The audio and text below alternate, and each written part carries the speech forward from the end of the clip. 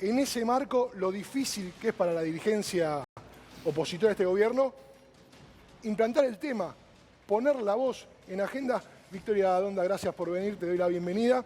Y primero, saber cómo viste la Plaza de Oquendo, ¿con qué sensación te fuiste hoy? Mira, yo milito de los 16 años. Mi primer marcha fue un escrache de Checolás, en un momento donde en la Argentina no se podía recurrir a la justicia porque los militares, con presión y con sometimiento de una parte del sistema político, habían logrado construir un sistema jurídico que los protegía, que era la ley de obediencia de vida y punto final, y luego los indultos. Y creo que, no me equivoco si digo que es la marcha más grande en la que participé. Mirá, más cara de 2x1 de Macri. Difícil mensurar, yo te diría difícil mensurar, pero es como la de los indultos, o sea, sí, fue... Marcha muy masiva. Fue muy masiva, todo el tiempo entraba y salía gente, circuló mucha gente desde el mediodía hasta muy tarde, en distintos lugares del país, digo, también para salir de esta cosa muy porteñocéntrica que a veces tenemos. Fue muy masivo y eso me llenó de orgullo y nos llena también de alegría y de fuerza. Porque después, claro, en una semana, cuando vienen los telegramas de despido de los compañeros estatales o cuando se va a alguna gran empresa y deja a trabajadores en la calle, dicen ahora que se van a ir a alguna de las empresas que producen elementos de limpieza, bueno, uno se siente como a veces remando en dulce de leche. Y es cierto, vos tenés razón, no van a salir a la calle seguramente esta cantidad de gente a defender a los trabajadores estatales.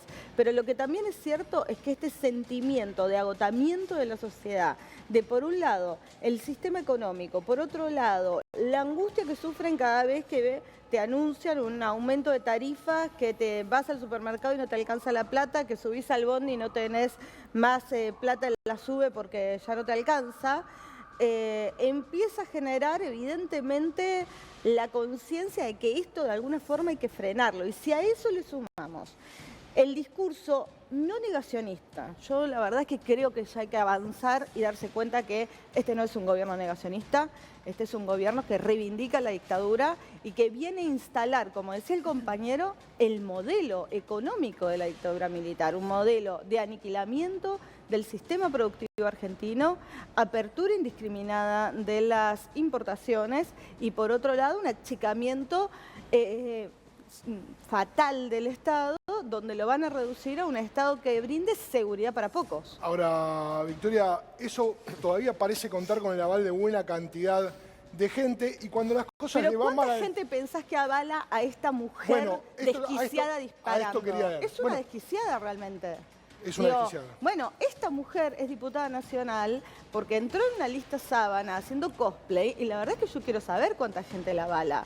Y además, la verdad es que mientras venía para acá, lo que quería aprovechar para decir es Villarruel es una cara dura que lo único que está haciendo con ese Twitter, primero generando más odio. Después hay que decirle a Villarruel que si toca a Estela Carlotto va a estar todo un pueblo dispuesto a defenderla, a ella, a todas las abuelas de Plaza de Mayo, a las madres de Plaza de Mayo, porque ese pueblo les reconoce a estas mujeres que han sido las que tuvieron el valor en los momentos más difíciles de la historia para hacer la reserva moral histórica, si querés, del pueblo argentino. Entonces Villarroel a Estela no se la toca. Y después hay que dejar la elección selectiva de qué parte de la institución quieren reconocer. A ellos les encanta decir que tienen el 56% de los votos y por eso hay que respetar a Milei. Tiene el 56% de los votos. No les da la razón, les da la legitimidad para hacer las barbaridades que están haciendo.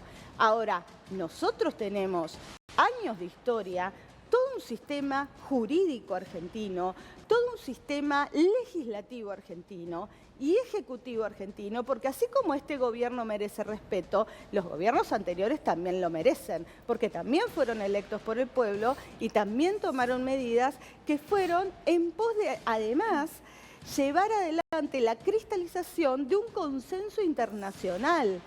Esta gente que dice que nosotros partidizamos los derechos humanos, partidizan los derechos humanos cuando usan la tuya contribuyente, para sacar un video sesgado que lo suben a la cuenta de Casa Rosada para contar la historia que a ellos les conviene, pero que no es la historia que tiene ni consenso en la sociedad argentina ni internacionalmente. Victoria, de lo que salió en el video, ¿cuál es la parte donde vos creés que está totalmente equivocada y y es totalmente errado en la versión? Porque no es la misma postura que tenían en campaña.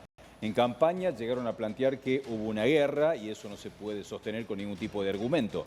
Pero acá lo que hacen en una situación un poco más estratégica es mostrar que hay víctimas de la represión. ¿Qué parte de lo que viste vos del video te parece que no es cierta? Mira, lo primero que te voy a decir es, yo no voy a discutir la cifra de los 30.000 desaparecidos, porque me parece que hasta es de países y de sociedades que han progresado poco en el respeto a los derechos humanos. ¿Vos te imaginás que mañana la cuenta del primer ministro alemán salga a discutir la cifra de las víctimas del Holocausto? ¿Te imaginas qué pasaría en Alemania? ¿Qué pasaría con la comunidad judía?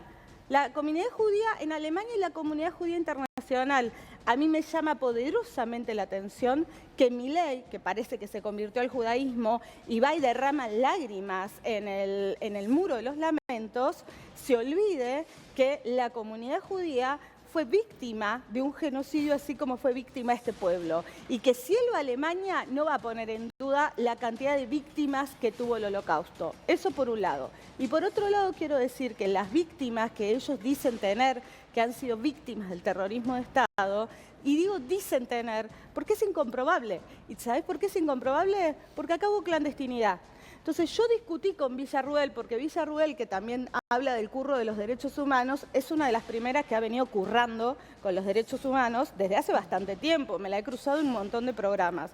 Yo soy una militante política, fui electa diputada en el 2007, 3 veces electa diputada, y fui titular del INADI. Ella ha sido titular de una fundación que se dedica a defender genocidas, allá cada una con su currículum. Ahora, que curra con los derechos humanos, viene currando con los derechos humanos hace un montón de años. Ella curra tanto con los derechos humanos que lo que plantea todo el tiempo es que ella defiende a las víctimas de los terroristas. Lo que hay que decirle a Villarruel es que eso no lo puede comprobar porque los viejitos que ella está defendiendo, los viejitos amables que está defendiendo y que están presos, construyeron un plan clandestino en Argentina que hace que nada se pueda comprobar. Porque lo que ella está diciendo es que pasó algo acá que no lo podemos comprobar por las condiciones de clandestinidad. Yo no niego que hay víctimas o no hay víctimas, la verdad es que no lo sé. Ahora, si nunca se pudo juzgar a ninguno de los responsables de esos hechos que ella denuncia, es por responsabilidad de la dictadura militar que en lugar de juzgar y respetar el sistema judicial como sí lo hicimos nosotros, los agarró, los metió en centros clandestinos de detención, los subió a aviones y los tiró vivos de los aviones. Y a muchos de ellos, que además eran mujeres embarazadas, las hicieron parir, entregaron a sus hijos como si fuésemos cachorros, y además de todo eso lo niega. Entonces, Villarruel, la verdad es que ha sido una gran beneficiada por la política de los derechos humanos, te diría ahora pensándolo bien. Y un dato, porque también en los videos deslizan la idea de, bueno, están presos por combatir el terrorismo. No, acá los condenados por cometer delitos de lesa humanidad, crímenes internacionales. Digo, por si algún desprevenido ve algún tuit y se queda con esa frase. Yo quiero dejar pasar, porque me parece que perder tiempo, ¿no? en retroceder, como decíamos, es una discusión saldada. Pero Victoria recién decía, el nivel de odio, ¿no? La virulencia que estamos viviendo. También lo veo, Rodolfo, en despidos, en achicar industrias, en lo que se viene es más desempleo, el mismo modelo que vino a instalar la última dictadura cívico-militar.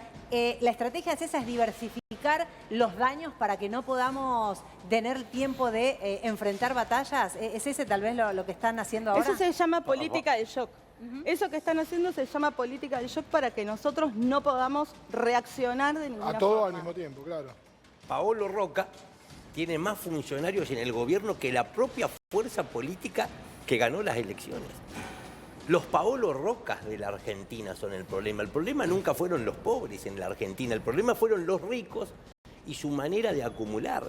Estamos frente a un gobierno que necesariamente aborrece todo lo que sea público, descree del Estado, lo quiere reducir a su mínima expresión porque saben que si no hay Estado, las que gobiernan son las corporaciones. Si a nosotros nos dicen en las elecciones, en el balotaje, triunfó la idea de discutir un nuevo Estado, nos sentamos en esa mesa las trabajadoras y los trabajadores estatales, somos los principales preocupados en que el Estado esté al servicio de la gente, en garantizar un Estado al servicio de nuestro pueblo, pero tenemos la sensación que no quieren, que la reforma que quieren hacer del Estado es precisamente para moldearlo solo para que garanticen los intereses de los grandes grupos económicos. Si uno pudiera sintetizar en 3 puntos las políticas de este gobierno que preside Milei: erradicación de derechos, de todos los derechos, destrucción de puestos de empleo y demolición de los ingresos de toda la población. Acá se liberaron todos los precios de la economía, menos el precio, el valor que tiene nuestra fuerza de trabajo, ahora salarios, hay algo, Rodolfo, jubilaciones. Hay algo que pasa, es que la voz de las víctimas se escucha poco y la voz de los victimarios que llevan adelante estas políticas se escucha mucho y tiene mucho peso. Paolo Roca, vos lo nombrabas, los empresarios de la UIA, dando conferencias fuera del país diciendo, che, la verdad que lo que está haciendo Javier Milei va bien. Y las víctimas ya no tienen dónde expresarse. Cada vez tienen menos lugar, las víctimas de la política económica de Javier Milei no tienen lugar donde expresarse. Bueno, digo, no es casual el cierre de Telam. Las corporaciones cooptaron también, obviamente, los medios de comunicación. La Nación Más es el órgano de comunicación de Macri. Entonces, ya que nombramos, el compañero nombró a Pablo Roca y me acordé de un libro que yo creo que lo deben querer enterrar, que es un libro que escribió Majul. Un libro que escribió Majul y se llama Los dueños de la Argentina, donde hablaba de cómo Paolo Roca, los Macri y otras 5 familias importantes en este país se hicieron ricos con la dictadura. Majul, el mismo que es marioneta ahora de Milei, es el que escribió ese libro que debe andar dando vueltas en alguna de las plataformas. Sí, así que yo creo que debe estar muy arrepentido de haberlo escrito, o tal vez no, porque evidentemente le dio bastantes oportunidades de llegar a esta gente y terminar siendo su empleado. Tenemos teléfono, se comunican con nosotros. ¿A dónde? Si quieren opinar sobre la marcha de hoy. Así es, Agua, al 39 10 4100 invitamos, abrimos los canales nuevamente de nuestro WhatsApp de Crónica para, bueno, hablar sobre el 24M, Día de la Memoria. Estuviste en la marcha, fuiste, ¿qué opinas de lo que pasó hoy? Y también, ¿qué opinan del video que publicaron desde la cuenta oficial de Casa Rosada? Los vamos a estar leyendo.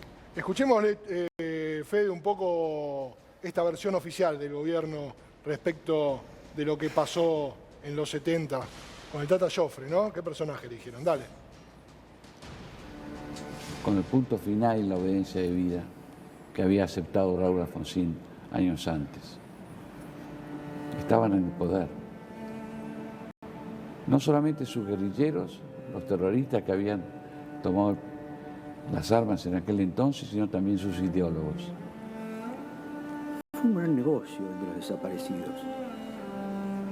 Pero el número fue gestado en Holanda. Me acuerdo que fuimos a ver a las mujeres del primer ministro. Bueno, sácamelo, Fede, sácamelo. Sí. La verdad que genera violencia, ¿no? Sí, genera violencia. Digo, pasan los años, ¿no? Desde el gobierno quizá entienden que se puede reescribir la historia, pero hay muchas voces que están para contar lo que sucedió de verdad. Insisto, Vicky, cuando viste esto esta mañana, ¿qué te pasó? Me indigné, pero también me dio mucha tristeza. Me dio mucha tristeza ver en ese recinto de la Casa Rosada a esta gente diciendo esas barbaridades. El Tata Joffre hablando del negocio de los desaparecidos. Yo no hice ningún negocio enterándome a los 24 años que había nacido en un centro clandestino de detención. Mis compañeros de hijo no hicieron ningún negocio. Es más, toda la vida nuestra está puesta en función de hacer lo que nos enseñaron las madres y las abuelas de Plaza de Mayo, que es conseguir justicia. El Tata Joffre, que por ahí sí los desaparecidos a él le resultan un negocio, porque ha escrito un montón de libros. 15, sí. Y que lo que se olvida es que la ley, por ejemplo, se olvida entre otras cosas, que la ley de obediencia de vida y punto final no es que pasa un grupo pacífico de militares por la puerta de la Casa Rosada y le pidió amablemente, ay, señor Alfonsín, por favor no me firma 2 leyes que las necesito. No, se levantaron en armas contra el orden constitucional, nuevamente, un partido militar que todavía tenía poder. Entonces, cuando dice Alfonsín otorgó las 2 leyes, Alfonsín no otorgó las 2 leyes. Alfonsín, presionado por el partido militar, que además había tomado muchos destacamentos, que además habían armado el movimiento de los Carapintadas, encabezado por Aldo Rico, por Seineldín, donde seguramente algunos de los que defiende la señora Villarroel también andaban dando vueltas, porque viste que a esta señora le encanta defender asesinos y personas que atentan contra el orden democrático. Obtuvieron bajo presión al gobierno democráticamente elegido y también elegido por el pueblo, porque hay que decir que Alfonsín, igual que a Milei, lo eligió el pueblo, estas 2 leyes bajo presión. Lo que también hay que decir es que nuestra democracia goza de tanta salud que aún a los admiradores de los genocidas que atentaron contra la democracia y que siguen atentando contra la democracia, se participaron en elecciones y los eligieron democráticamente. Entonces ninguno de nosotros, ni Estela ni nadie, va a atentar contra la democracia. Adorno, el vocero de presidencia, Adorno, ¿no? Adorno. Es un Adorno, Sí, bueno. Adorni. Bueno, este señor sale a decirle a Estela Carlotto, con bastante poco respeto, que está fuera de época. Los fuera de época son ellos, trayendo esta discusión que está saldada en la justicia argentina, saldada en el sistema legislativo argentino, saldada en la sociedad y saldada en el mundo. Ellos son los fuera de época, pero además, también hay que decirles que tienen que dejar de exprimir la política de derechos humanos a favor de ellos y dejar de hacer negocio. Es cierto, para ellos los derechos humanos son un negocio. Le doy la bienvenida a Hugo Vázquez. Hugo, ¿cómo estás? ¿Cómo estás, Agustín? Bien. Pensaba en lo que decía Victoria, en lo que decía Rodolfo hace un rato, y en la economía, ¿no? Aquella economía de los 70 que destruyó miles de empresas argentinas, trabajo argentino, que se extuplicó la deuda externa que tenía la Argentina por aquel entonces. ¿Hay un paralelismo que vos puedas hacer? Sí, por supuesto. Vamos a un escenario muy parecido a la época de Martínez de Oz, por supuesto. Además de decir, claro. Buenas noches a todos, decir que esto es una tragedia y este video es un espanto. Es decir, la reivindicación de alguna manera de estas cuestiones en esta fecha por parte del gobierno es un espanto. Y déjame decir que también me sumo a las personas acá en la noche, son 30.000. Dicho esto, ahora sí, vamos a lo económico. Es muy parecido. La Argentina empieza a transitar un terreno muy parecido a esa época de apertura neoliberal, con apertura de importaciones, ya lo estamos viendo, se están habilitando la importación de alimentos. En las próximas semanas Argentina va a volver a habilitar la importación de alimentos. Con esto se van a perder miles de puestos de trabajo, no solo en el Estado, los trascendidos, el rumor es que en el Estado, y por supuesto también hay que rechazarlo, llegarían telegramas de despido, pero en el sector privado también. Van a quedar en el camino muchas empresas, muchas pymes. Con esto que me decías, el sábado estuve comiendo el viernes con un empresario de alimentos. Y le pregunté por las importaciones. Sí. Por la apertura de importaciones, él fabrica acá. Él fabrica. Y me dice, lo que me conviene a partir de ahora, porque le pregunté por los... Viste que también había una importación de insumos, sí, no claro. solo de producto terminado.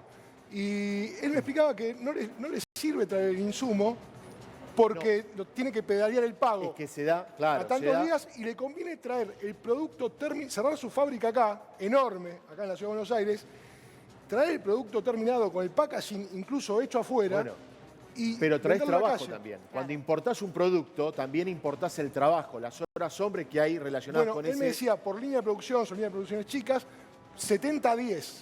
Necesita 70 para fabricar acá, va a necesitar 10 para importar. ¿Cuál es la paradoja 60 que se da? puestos de trabajo menos por línea de producción, ¿eh? ¿De qué habla este empresario que te acaba de comentar este caso? Lo que pasa es que los insumos importados para terminar de producir los productos en la Argentina tienen un cronograma de pagos de 60 y 90 días. Vos accedés como empresario a los dólares por parte del Banco Central entre 60 y 90 días para pagar a tus proveedores y demás. Es obviamente esa demora en el pago para acceder a los dólares, tus proveedores te lo cargan en el precio. Ahora lo que está planteando el gobierno es que eso sigue exactamente igual. Si vos querés importar un insumo importado para con trabajadores argentinos poder terminar el producto y venderlo en la Argentina, tenés esa demora. Pero si lo importás directamente, incorporás al país el producto terminado, podés acceder a los dólares a los 30 días. Con lo cual, como dice tu amigo empresario, puede acceder a los dólares a muy corto plazo si importa el producto terminado en lugar de si importa el insumo. Es una cuestión que obviamente facilita la importación de bienes y servicios, también de alimentos. Agustín, en la Argentina de hoy es una tragedia importar alimentos. Es decir, una cosa es importar un producto terminado, un producto industrializado, un bien de capital, una máquina. Importar alimentos en este país es obviamente una tragedia. Un país que puede alimentar a gran parte de la región. Y me dejó otro dato, este empresario, que fabricaron en Argentina el 50% de los huevos de Pascua que el año pasado. Fabricaron la mitad de lo que habían fabricado el año pasado e incluso tienen excedente a una semana de Pascua, todavía tienen un 10% de excedente.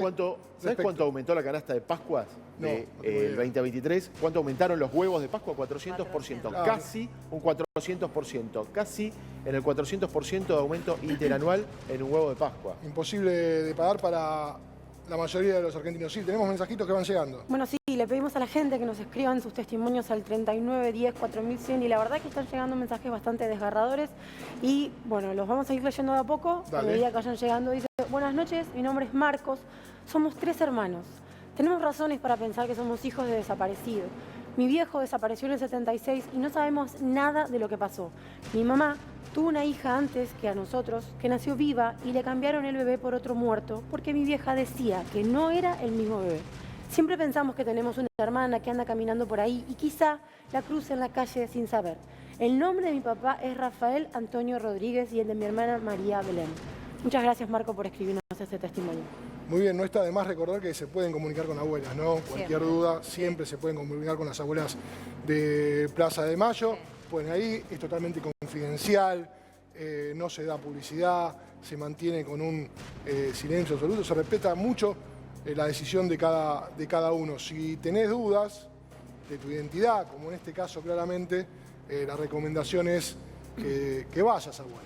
Mira, hablaban de modelo económico y hablaban de los empresarios, pero quiero destacar ese dato. Cuando antes del 24 de marzo, esa distribución de lo que se producía en el país tenía un componente muy importante en manos de los laburantes. 48, casi 49%, más cerca del 50-50 no había. Por eso había que desmembrar ese movimiento obrero. Y Rodolfo Aguiar, que es titular de ATE Nacional, recién decía, repetía el número de la cantidad de trabajadores sindicalizados que fueron componiendo esa lista de desaparecidos, porque no es casual, no es que eran guerrilleros la mayoría de los desaparecidos. Rodolfo, recordanos ese dato. 66% de activistas sindicales, dirigentes, delegadas y delegados. Yo creo que la mejor manera de homenajear a los 30.000 detenidos desaparecidos en este momento es acelerar los pasos hacia una nueva huelga general que nos permita unificar todas estas luchas, porque no solo somos los estatales los que estamos siendo perjudicados, todos los trabajadores de todas las ramas de la actividad privada, los comerciantes, la pequeña y mediana empresa, la industria, los pequeños y medianos productores, se liberan todos los precios de la economía, menos salarios y jubilaciones. Enfrentamos la caída del salario real más grande de los últimos 30 años. En estos solo 3 meses del nuevo gobierno, los salarios tuvieron un ajuste mayor a los que tuvieron durante los 4 años de Macri. Sin lugar a dudas, no estamos frente a un gobierno, si miramos que por otro lado se conoció la partida, la ejecución presupuestaria del gobierno, y la única que creció, ¿qué partida fue? la de seguridad, la de la ministra Bullrich, como diciendo, hoy no hay plata para comprar comida, no hay plata para comprar remedios, para lo único que hay plata es para reprimir, mostrándonos que en este modelo de país que nos proponen no ingresamos los trabajadores y los jubilados con una vida digna. Yo quiero terminar en esta parte diciendo, no pensemos que estamos frente a un gobierno al que le podemos pedir, como hemos hecho con otros, un giro en sus políticas económicas o exigirle un cambio de rumbo. No, estamos frente a un gobierno que no va a cambiar y que tenemos que confrontar y lo tenemos que hacer en la calle. Ahora, Rodolfo, si el gobierno, uno cuando la CGT se moviliza, un gremio hace un paro, ustedes hacen un paro, es normalmente para abrir una mesa de diálogo, ¿no? Medida de fuerza de los trabajadores, nos sentamos a negociar. En este caso vos decís que no hay manera. No, el diálogo supone que hay dos interlocutores que se respetan y que si mi interlocutor cree que a mi reclamo le asisten razones, modifica el curso de sus acciones. Aquí esto no va a ocurrir. Este gobierno no elige la política del diálogo, solo tiene agravios, insultos para los estatales, para las jubiladas y para los jubilados. La mayor expresión de esta concepción ideológica ha sido que el Estado es una organización criminal. Ese Pacto de Mayo, ¿qué es el Pacto de Mayo? Porque también tenemos que enviar un mensaje a este programa que escucha todo el país, a todos los gobernadores que todavía no han adoptado un posicionamiento claro. Algunos sí lo hicieron, pero no todos. Que abandonen esa especulación vergonzosa. Van a ir a Córdoba a firmar el pacto de la entrega, que no es más que una reforma laboral regresiva en materia de derechos, reforma previsional que termina de destruir a todos nuestros jubilados, vaciamiento de ANSES, retorno de las AFJP para que las entidades financieras internacionales vuelvan a hacer negocios con nuestros aportes, reforma regresiva tributaria, impuesto a las ganancias de vuelta, con un piso imponible más bajo, para que se vuelva un impuesto al salario y vuelvan a pagar impuestos los que menos tienen en la Argentina. ¿No es la casta? ¿No era el impuesto a la casta? Y una reforma, por otro lado, fiscal más unitaria. Los Macri siguen gobernando la ciudad con mayor presupuesto, a pesar de que tienen trabajadores precarizados y de muy bajos salarios, pero tenemos provincias pobres, municipios pobres, mientras acá los Macri gobiernan la Suiza de la Argentina. Llegó la hora de decir que los Macri dejen de vivir con la nuestra y que la coparticipación federal se empiece a distribuir en virtud de las verdaderas necesidades que tiene la gente que habita cada territorio. Rodolfo, te escuchaba atentamente y en el marco hay una descripción de víctimas, ¿no? En lo que es una descripción de víctimas, lo que decía Hugo también, ¿no? Laburantes, víctimas.